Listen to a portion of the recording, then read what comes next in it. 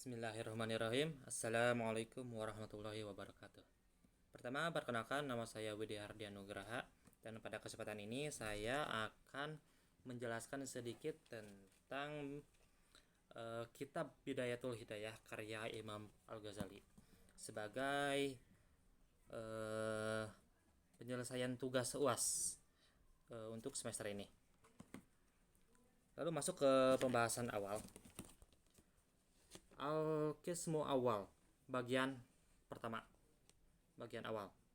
Fit ta'at, tentang ketaatan.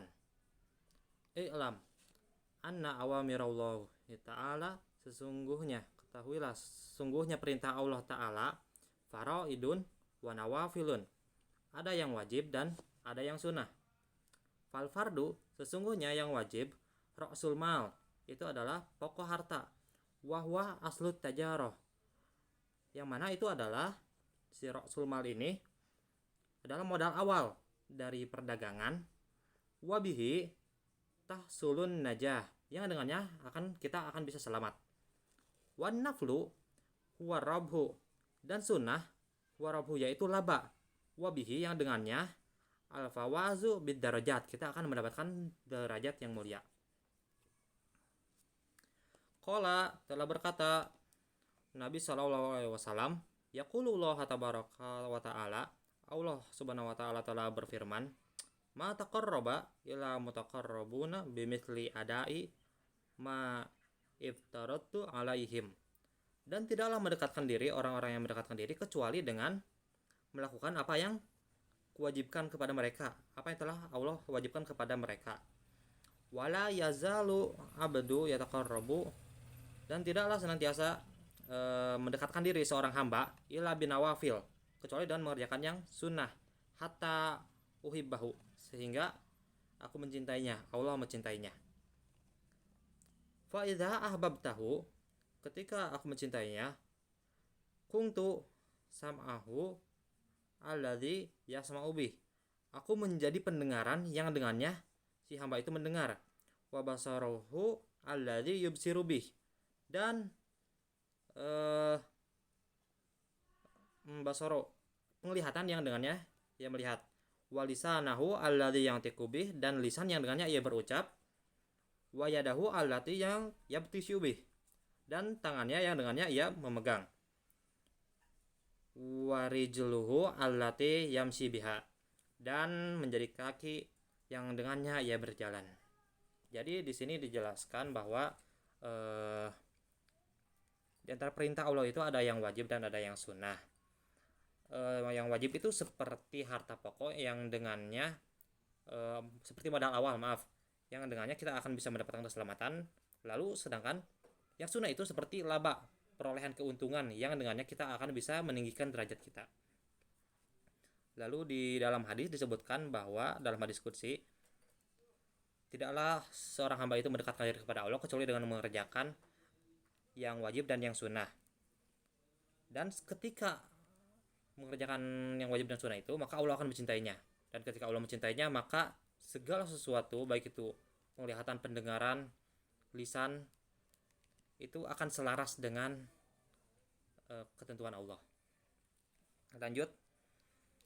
Walan tasil ayyuhat talibu illa qiyami bi awamirillahi ta'ala, dan tidak akan bisa wahai penuntut ilmu untuk menegakkan perintah Allah ila bi muraqabati qalbika wa jawarihika, kecuali dengan menguasai hati dan anggota badan. Fil hadrotika, pada setiap waktu, wa anfasika, dan setiap hembusan napas, min hini tusbihu ila hini tumsi, dari awal pagi hingga petang. Fa'lam, ketahuilah, anallaha ta'ala matoliun, ketahuilah bahwa Allah Ta'ala itu mengetahui ala domirika, apa yang ada di hatimu. Wa musyrifun, mengawasi ala zahirika wa batinika, setiap yang zahir dan yang batin. Wa muhitun, dan mengetahui bijami'i lahadhatika wa khotorotika wa khotowatika, pada setiap momen dan setiap langkah-langkah. Wasa irun sakanatika wa harokatika, dan pada saat kita diam maupun bergerak.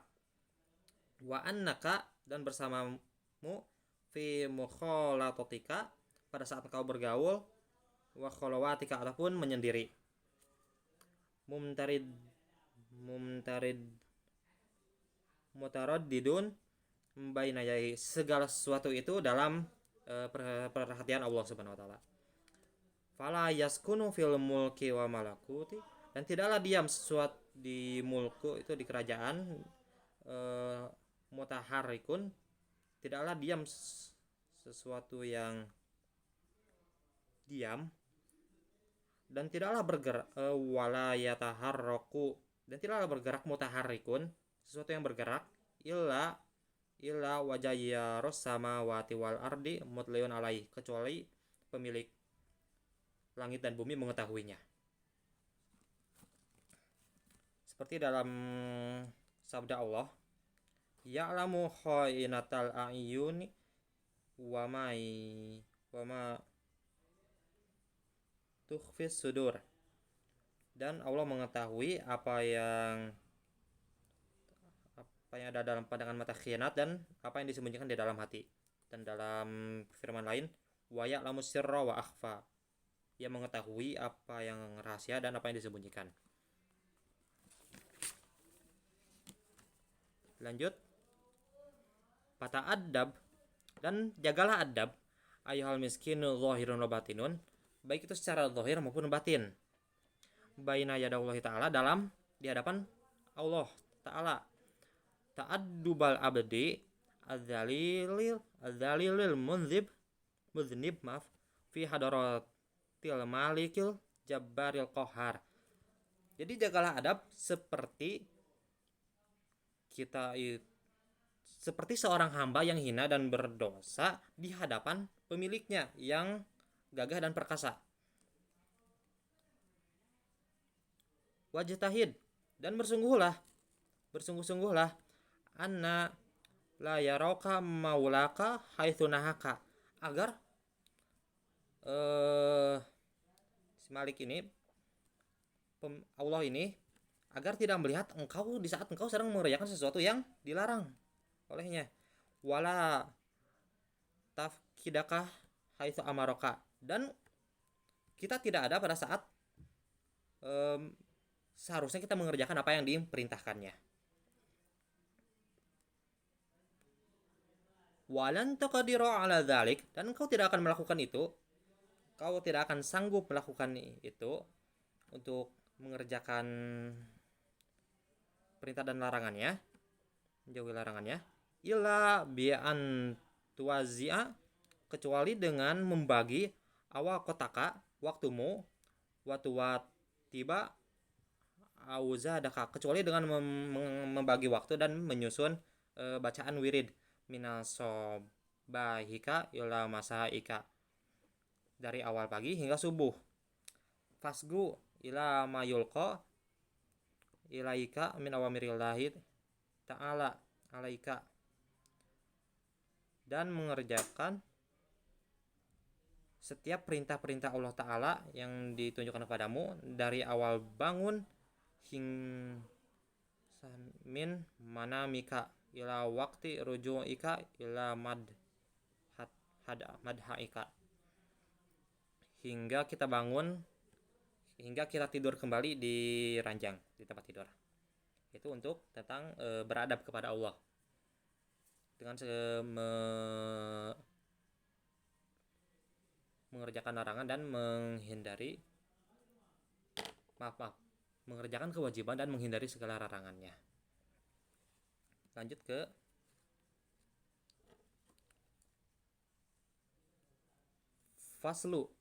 fasal fi adabu istiqadhi minan naum, tentang adab ketika bangun tidur. Fa idza istaiqadhat minan naumi, ketika kamu bangun tidur dari naum, dari tidur, fajtahid, usahakan, antas taikidu, kamu bangun, qabla tulu'il fajri, sebelum terbitnya fajar. Wal yakun awwalu ma yajri ala qalbik walisanik, dan jadikanlah apa yang pertama kali mengalir dalam hatimu serta lisan ketika bangun tidur itu zikrullah ta'ala, zikir kepada Allah ta'ala, yaitu dengan fakul indakal dalik, yaitu dengan membaca doa. Doanya seperti ini: alhamdulillahilladzi ahyanan ba'dama amatana wa ilaihin nusyur, asbahna wa asbahal mulku lillah wa azamah wa sultanu lillah wal izzatu wal qudratu lillahi rabbul alamin, asbahna ala fitratil islam wa ala kalimatil ikhlas wa ala dini nabiyyina Muhammadin sallallahu alaihi wasallam wa ala milati abina Ibrahim hanifa muslima wa ma kana minal musyrikin. Allahumma bika asbahna wa bika amsayna wa bika nahya wa bika namutu wa ilaika nusyur. Allahumma inna nas'aluka an taba'athana fi hadzal yaum ila kulli khair wa na'udzu bika an tajtariha fihi su au najurrahu ila muslim au yajurrahu ahadun ilaina nas'aluka khaira hadzal yaum wa khaira ma fihi wa na'udzubika min syarri hadzal yaum wa syarri ma fihi. Itu untuk doa yang bisa dibaca ketika bangun tidur. Lalu lanjut, fa idza labista thiyabaka fanwi bih, dan ketika engkau akan memakai pakaian, fanwi bih imtithala amarallahi ta'ala, usahakan diniatkan agar untuk menjunjung perintah Allah Ta'ala, fi sitri aurat, yaitu untuk menutup aurat, wahdhar an yakuna qasduka min libasika muratal khalq, dan apabila mengenakan pakaian itu diperuntukkan untuk memamerkan kepada makhluk, fatakhsar, maka orang itu akan rugi. Itu untuk bab tentang ketika bangun dari tidur.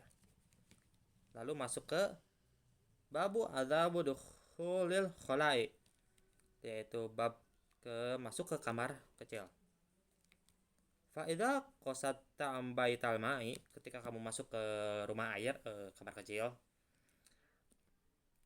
liqada'il hajjah, untuk menunaikan hajat, faqaddim fi dukhuli rijlaka yusra, jadi utamakan, dahulukanlah kaki yang kiri, wa fi khuruji rijlakal yumna, dan saat keluar dahulukan kaki yang kanan, wala tashib